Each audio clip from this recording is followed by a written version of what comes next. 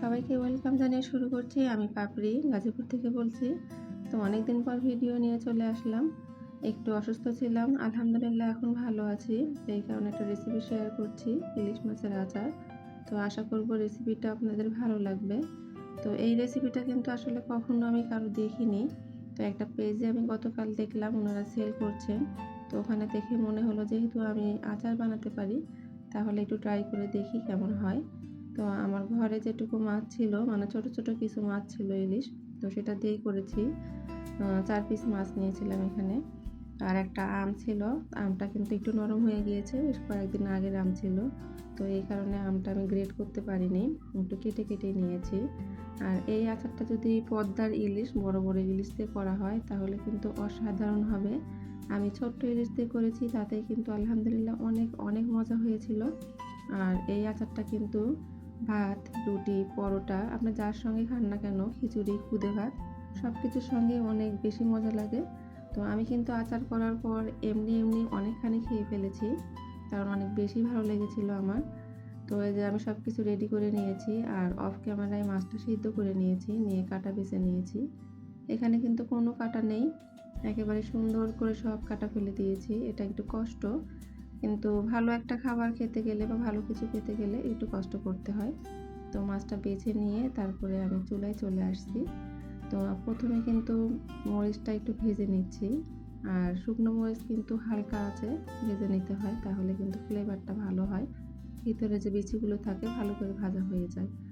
তো মরিচটা ভেজে নিয়ে তারপর একটু পাঁচফোড়ন দিয়েছি, এখানে 1 চা চামচ পাঁচফোড়ন আছে, কারণ ইলিশ মাছের আচারে বেশি পাঁচফোড়ন দেওয়া যাবে না, কারণ মাছের তাহলে আর গন্ধটা থাকবে না। আর দিলাম একটু জিরা, আমার পাঁচফোড়নে একটু জিরা কম ছিল, তাই জিরাটা দিয়ে নিয়েছি এক্সট্রা করে।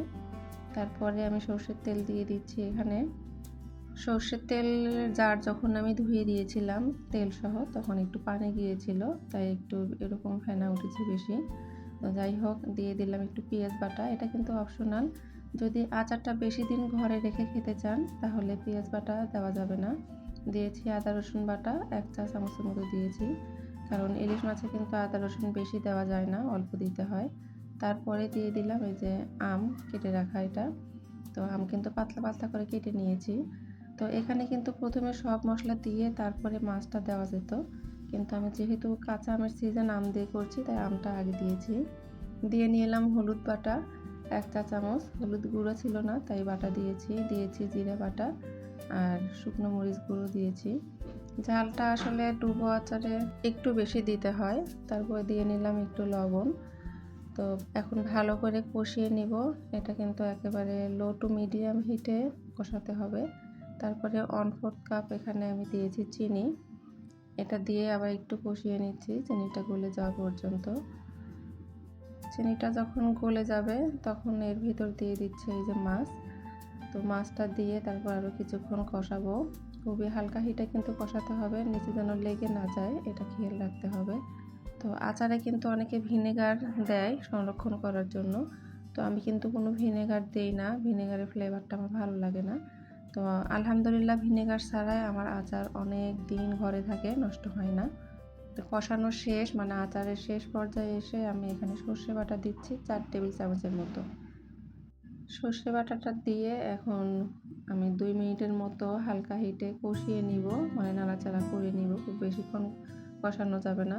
তো সর্ষেটা ভিনেগার দিয়ে বেটে নেবেন, আমি ভিনেগার দিয়ে বাটিনি, যেহেতু অল্প আচার করেছি পানি দিয়ে বেটেছিলাম। আর এখানে দিচ্ছি একটু তেঁতুল, তো এটা কিন্তু অপশনাল, এটা আমি আমার খাওয়ার মজার জন্য দিয়েছি, আমি বেশি টক খাবো তাই দিয়েছি। আমার টক যতটুকু দিয়েছি এতটুকুতেই এনাফ, এটা দেওয়ার দরকার নেই। তো যেহেতু আমি বাসায় খাবো তাই আমি দিয়েছি। তো যাই হোক, তেঁতুলটা দেওয়ার পর কিছুক্ষণ নাড়া নিয়েছি আমি, মানে কষিয়ে নিয়েছি। তারপর এই যে পাঁচফোড়ন যেটা ভেজে রেখেছিলাম সেটা দিয়ে দিলাম। তো এটা দিয়ে আমি এখন চুলাটা বন্ধ করে দিব, পাঁচফোড়নের ফ্লেভারটা চলে যাবে বেশিক্ষণ চুলায় থাকলে। তারপরে আচারটা আমি ঠান্ডা করে বয়ামে ভরিয়ে রাখবো। তো এ পর্যায়ে এসে সবার কাছে একটা লাইক চেয়ে নিচ্ছি, যারা ইউটিউব থেকে দেখছেন এবং আমার চ্যানেলটা নতুন ভিজিট করছেন, প্লিজ একটা সাবস্ক্রাইব করে দিয়ে আমার পাশেই থাকবেন। পাশে থাকা বেল আইকনটা প্রেস করে দিবেন, যাতে করে যখনই কোনো ভিডিও ছাড়ি সঙ্গে সঙ্গে একটা নোটিফিকেশন পেয়ে যান। এই কাজগুলো যারা অলরেডি করে দিয়েছেন তাদেরকে অসংখ্য অসংখ্য ধন্যবাদ। তো আমি দুটো কাঁচের জার নিয়েছি। তো জারের মধ্যে কিন্তু আমি কাঁচা সরষের তেল দিয়েছি। আমার কাঁচা সরষের তেলটাই ভালো লাগে। অনেকে গরম করে দেয়, তো আমি গরম করে দিই না। তো কাঁচা দিলে অনেকে বলে নষ্ট হয়ে যায় আচার। আলহামদুলিল্লাহ আমার আচার নষ্ট হয় না। তো উপর থেকেও আমি আবার একটু কাঁচা তেল দিয়ে দিলাম। সরষের তেলের এই ঝাঁঝালো গন্ধটা আমার ভালো লাগে আচারে। তো যাই হোক, এইভাবে করে সবাই খেয়ে দেখবেন, অনেক অনেক ভালো লাগে। তো আজকে এখানেই রেখে দিব। ভুল ত্রুটিগুলো মার্জনা করবেন। আল্লাহ হাফেজ। আসসালামু আলাইকুম।